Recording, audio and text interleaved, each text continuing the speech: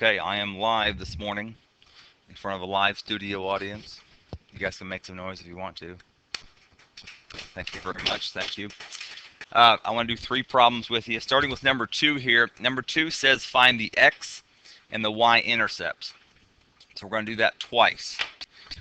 First of all, the x-intercept, I'll abbreviate it like that. It's where it crosses the x-axis. I'll circle it. It's right there. So we would just write x equals 1. That's my x-intercept.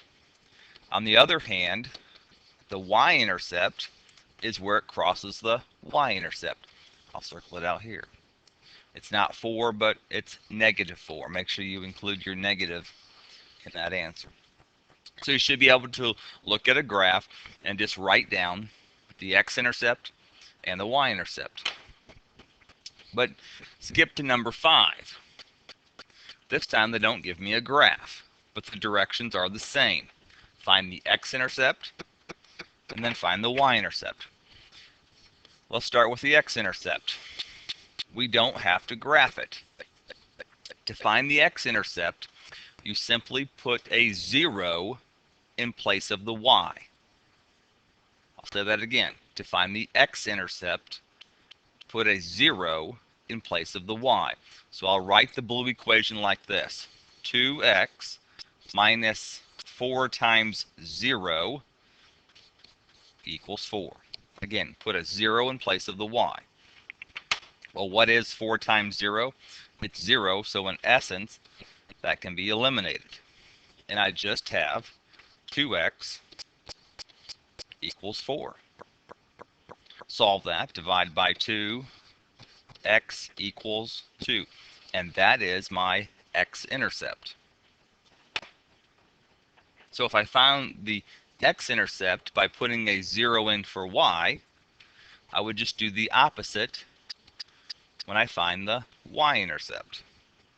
Now I would put that 0 in place of the x. So I'm going to rewrite the blue equation as 2 times 0 minus 4y equals 4. Well, 2 times 0 is just 0, so really it's gone. So I'm just left with negative 4y.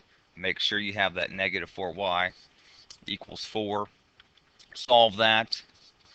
Divide by negative 4. Watch your signs. Y would equal negative 1.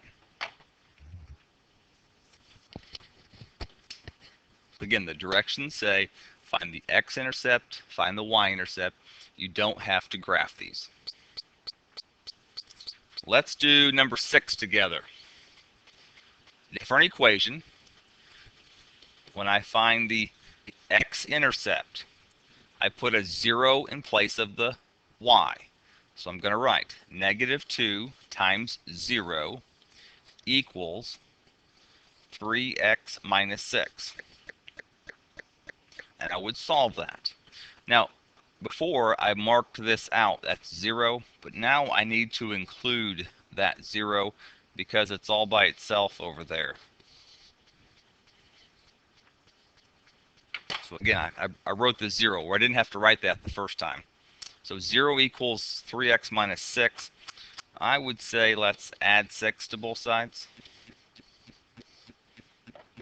That gives me 6 equals 3x. Keep going, divide by 3.